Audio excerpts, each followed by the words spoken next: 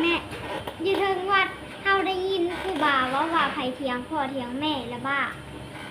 ก ระบ้าเลย แล้วเขาสิเป็นอะไรบัดนี้แม่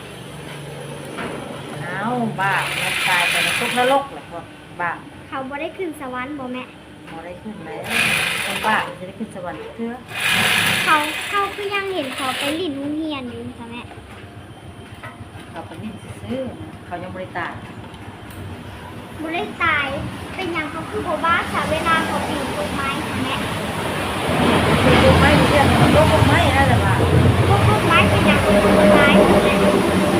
ะ พวกต้นไม้เป็นหยังเขาคือยังบ่ตายค่ะ เขาคือยังมีชีวิตอยู่ค่ะแม่ บริตกสูงก็ต่ำเนาะ แต่เป็นหยังเวลาคนตกต่ำๆมันก็เจ็บได้แม่ เจ็บเลยตกลูกไม้ไปจะเจ็บนะตกลงมาถึงกิเลสมันก็เจ็บใครก็เจ็บ แต่เขาคือยังรอดอยู่ค่ะแม่ เขาตกสูงไม่บาดเดียวเลยนะ แล้วเป็นหยังเขาตกกกไม้เขาคือเจ็บใช่ค่ะตกกกไม้ต่ำๆนี่เขาคือเจ็บเขาคือบ่เจ็บเขาคือเสย ถือว่าเจ้าบ้า แต่ว่าเขาบ่ได้เว้าหยังเถียงหยังเจ้าได้ ก็มีอะไรนะแนวเถียงมันมีแนวบ้าบริสุทธิ์เรียกพ่อแม่กับบ้า เขาแค่นี้ เถียงความพ่อแม่กับบ้ามีตาบลายอันตั้งแต่ที่ว่าอันนั้นตกพวกไม้ซื่อ ตกกกไม้เขาสะดุดไม่ได้เป็นเนี่ยเขาสะดุดก้อนหินเขาล้มเขาปากเขาคือยังบ่นะหน้าตาเขาคือยังเสืออยู่ซะแม่ เสือจะเสื่อเขาก็เจ็บเนาะ เจ็บแล้วเขาคือยังหัวอยู่ซะแม่ เขาเจ็บมันบ่แห้งเขาก็หัวได้ลองเจ็บแห้งมั้งแม่ เขาของแล้วมันเข้ามาแห้ ให้ ง อย่างเดียวแล้วเจ็บแห้ง เขาสะดุดก้อนหินสะดุดก้อนหินเขาก็เจ็บเป็นอย่างเขาคือหัวเสืออยู่ซะแม่ มันบ่ได้เจ็บแห้งสะดุดซื่อ บ้านเฮาสะดุดเฮาคือเจ็บแท้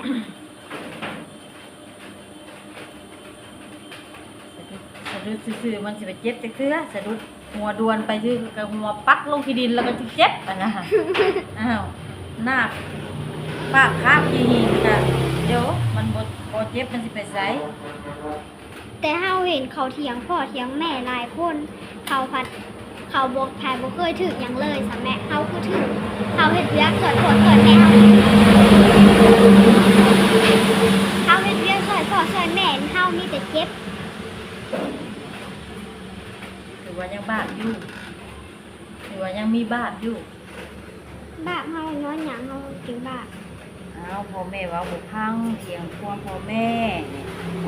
แต่เฮาใส่ขอสินสอดเจ้าอยู่แม่เฮาก็เฮ็ดเวียกสวยเจ้าเด้อ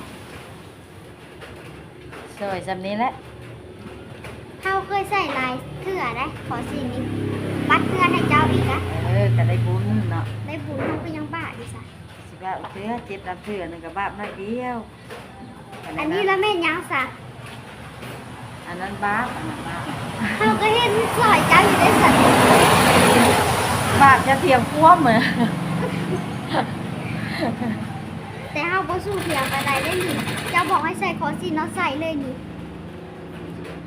ก็ดีแหละก็ได้บุญแหละแม่บอกกับของความ ได้บุญแต่เฮาคือยังบ่ได้บุญคือซะดิ มันทางได้ไปหันแล้ว แต่มันคือยังบ่ได้อยู่ซะ ได้บุญใครสิไปเห็นบุญเนาะมันก็เพื่อเลยอนาคตข้างหน้าคนละทีนั้น ตอนเฮายังว่าเฮาก็ใส่ให้เจ้าได้ขอสินนะได้แต่เฮายังเป็นแบบนี้อยู่คือเก่า จำได้ก็อันนั้นรถล้มซื้อๆนะมันโมแมนว่าบาป อันนั้นเขาบ่ได้เอิ้นว่าบาป บริเวณมาบาปอันนี้เกิดอุบัติเหตุ บัติเหตุมันกลายอุบัติเหตุแล้วแม่ มันเจ็บนักก็ถือเอิ้นว่าบาปแต่เฮาบ่ได้เฮ็ดหยังบาปเลยนี่ใส่คอสินให้เจ้าอยู่นี่ กระสะสมบุญหลายๆแหละนะมันจิบเจ็บบ่ปวด เฮาสะสมบุญแต่ว่าเฮายังบ่เคยได้บุญจักเทื่อ อ้าวเวลาจะได้ก็จะเห็นอยู่เนาะ มันบ่เห็นกับแม่นแต่เฮาหักเจ็บทั่วไปเฮาเฮ็ด ฮ็ดหยังเฮาระวังแต่เขาบ่ได้ระวังเขายังคือบ่ผิดพลาดซะแม่ขนาดเฮาระวังของกระโตสุดท้ายเฮาก็ยังขอบเขาบ่ได้คิดระวังแต่เขาค่ะบ่ขอบ อะไรกับความซึมซ่ามอะนะคะความซึมซ่ามของ เขา ตัว บ่ เอ ได้เอื้ ง อบ้าว่าซั่นน่ะ เขาบริห้องมาบ้าแต่เขาบอกความซึมซ่ามซื้อ บ่ได้ซุ่มซ่ามเฮาย่างเป็นปกติแต่เฮาก็ระวังสุดท้ายมันก็ยังขอบเขาเลยบ่ได้ระวังเขาแล่นลิ้นไปหยังเขาคือบ่ถือขอบซะแม่ก้อนหินเฮากับขอบกระโตเฮากับขอบ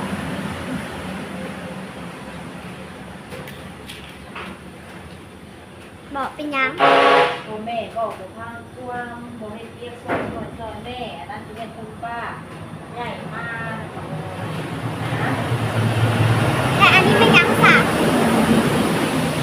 ไม่ยังบ้าอยู่ ฮะ อันนี้ไม่ยังสานี่ อะไรแล้วเราคิด แล้วเป็นยังเขาก็ยังบ้าอยู่ใส่ให้อยู่ เขาบอกว่าใจตัวสิ้นเนื้อเชื่อเดียวไปบุญเรียนไปเรื่อยๆสร้างตัวบุญเข้าใจ สะสมแล้วผัดมันคือยังบ่ได้อยู่สมบูรณ์ ได้ได้มาเห็น บ่เห็นทางวันยังบ่มีบุญเฮา เกิดผลเนาะนั่นเลย เขาคือโชคดีตลอดแท้ ได้บุญ แต่เฮาเฮ็ดเรียกซอยพ่อซอยแม่เอาคือยังบาปอยู่ซะเข้ากายบาปแล้วเฮาอะเฮ็ดบุญพอได้บาปเขาเฮ็ดบาปพอได้บุญเขาเถียงพ่อเถียงแม่เขาคือยังได้บุญอยู่ซะแม่เขาคือบ่เป็นหยัง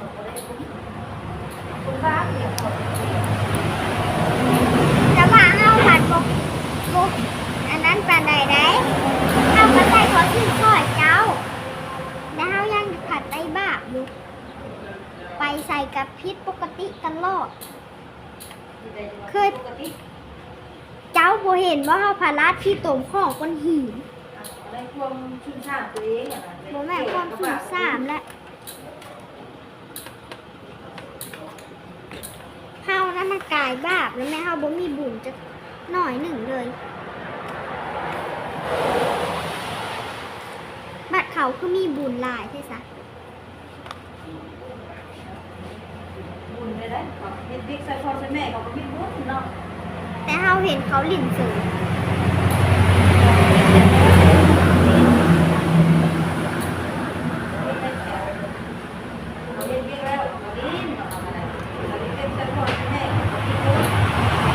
เราก็เห็นเขาอันนั้นอยู่สะแม่เห็นเขาหลิ่นเสืออยู่แต่เขาบ่เฮ็ดเวียกซอยพ่อซอยแม่เลยบอกว่าอันนั้นเขาบ่ได้เฮ็ดเวียกด้วยซะถ้าเขาบ่ได้เฮ็ดเวียกด้วยซะบ่แม่ เรายังบ่ได้เรียกตลอด24ชั่วโมงเรียกแล้ววันนี้ซื้อขนมกิน แต่เฮาก็ยังบ่ได้กินอยู่ซะ ใครจะใส่คอสิ้นแล้วล่ะกันขอเงินแม่ไปซื้อขนมน่ะ แล้วแม่สิให้บ่ล่ะ เอาให้แล้วเนาะ ถ้าแม่บ่ให้ได้ซะ สิบ่ให้แม่บ่ให้ให้ ถ้าพ่อแม่บ่ให้ได้ซะ บ่ให้ก็บ่ได้กิน ฮะเซ้ยแม่บ่ว่าสิให้เฮา เอาก็ว่าได้สิให้โดนตัวเองโซ่บ่ให้ดีจังว่าเป็นแต่เว้าในนั้นแหละ ถามแม่ว่าแม่สิให้คือบ่ให้ ก็เอาให้เนาะ แม่เว้าอีหลีวะ บ่ตัวเสือ แต่ลูกเคยถึกแม่ตัวเทื่อหนึง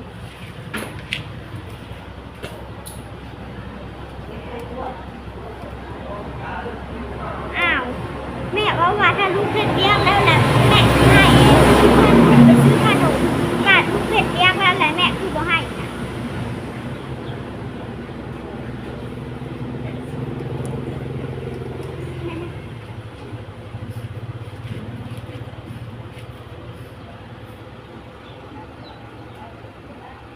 เขาถามอยู่ไสเงินแต่แม่บ่ให้ เอาให้เนาะให้ บ่แม่ได้เงินแม่อันนั้น เอาเงินให้ อันนั้นเลยเงินโฮมลูกได้นะลูกเอาไปกินคู่มือเงินโฮมลูก โฮมแหละเอาไว้จะใส่เอาไว้ใส่โฮม ฮะ เอาน้ำไผ่จะได้โฮม หาเอา หาได้เลย ฮะหาเก็บเอาเท่านั้นน้อย เก็บน้ำไผ่แหละ เก็บมาแม่ เก็บเอาเงินแม่ยังว่าแม่บ่ให้เนาะนี่แหละจ้ะ อ๋ออันนั้นบางเทื่อลูกเพชรเวียกหลายเลยแม่เห็นลูกเมื่อยแม่ก็ให้ แต่ลูกเพชรเวียกบางเทื่อแม่ก็บ่ให้ แต่เนาะในนั้นแหละการนั้นแต่แม่ให้เราบ่ให้ได้จ้ะอันนี้เกี้ยไม่บ่เฮ็ดจังเดียวให้ แต่ย้อนว่าแม่ อันนั้นก็ย้อนว่าแม่อยากนำบ่แม่นลูกอยากคนเดียว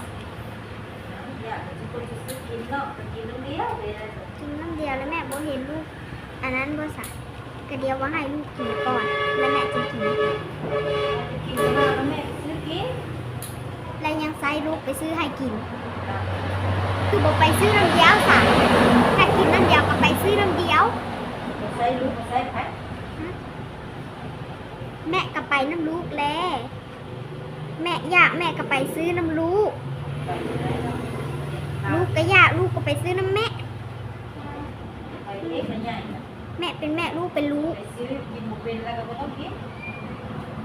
อันนั้นแหละเขาเอิ้นว่าแม่บ่ให้เงินลูกอะ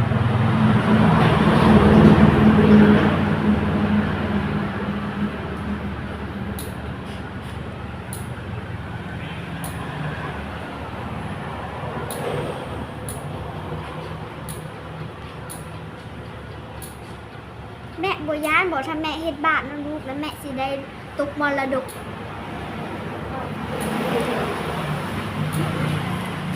แม่บ่เห็นลูกมีบุญบ่ลูกมีบุญหลายแต่จะหน่อยแล้วลูกได้ขึ้นสวรรค์แล้วแม่ได้ตกมรดกแล้วแม่อะแม่สิบ่ได้ขึ้นสวรรค์น้ำเฮาอะไรจักหน่อย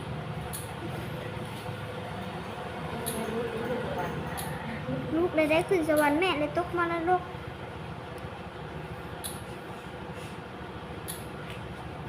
ต้องเฮ็ดแนวดีนั่นลูกเลยแม่กะแม่ก็สิได้ขึ้นสวรรค์ไปนำลูกถ้าแม่เฮ็ดบาปแม่ก็ได้ตกมรดกแล้วลูกก็ขึ้นสวรรค์ไปคนละทิศคนละทางแม่ก็อยู่นรกแม่ก็ขินแม่ก็ได้ลงหมอกระทะทองแดงบัวยานหมอกระทะทองแดงบัวยานบอก แม่ย่อมลูกขึ้นสวรรค์เดี๋ยวสัก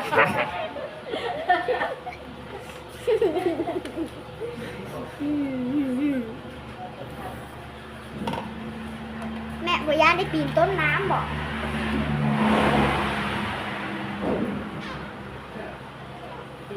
เท่าไหร่ก็ต้องไปทำอะไรมีเงินน้อยแหละ พันเหาะผู้ใดแม่เอ้ยแม่ต้องเฮ็ดความดีนำลูกลูกก็เฮ็ดความดีนำแม่แม่ก็ได้ขึ้นสวรรค์ไปนำลูกอันนั้นแหละแม่ต้องเฮ็ดบุญให้หลาย นี่เลยนี่ซักอะไรจ้ะมีอยู่เลยเอานี่เอาไปไว้ ๆแม่แล้วมีแต่ทำความบ่ดีแม่จะหน่อยแม่ก็ได้ลงหมอกระทะทองแดงแล้วกันลูกก็สอนยังแม่บ่ได้เลยลูกขึ้นสวรรค์แหละ เนี่ยแล้วมันเป็นลูกกระทะลูกกระโดดลงไปเลยคนเด็ก ลูกลงไปบ่ได้สวรรค์ก็ได้ลูกอยู่ธรรมชาติ เล็กลงบ่อกระทะเลยลงไปดึงแม่แม่เนาะ แม่ก็ได้ลงหมอกระทะทองแดงแล้วแม่ก็ได้กินข้าวหนาวลูกก็สอนยังแม่บ่ได้เพราะฉะนั้นลูกกับแม่กับลูกก็ควรจะทำความดีน้ำเดียว เข้าใจบ่ มันใจคนทำความดีอะไรไหม อืม จะเบิกภาพเดียวลงก็ลงคนเดียว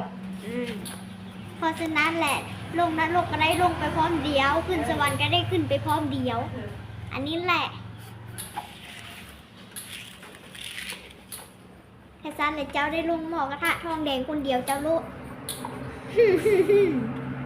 เฮาเลยได้ขึ้นสวรรค์ผู้เดียวเฮา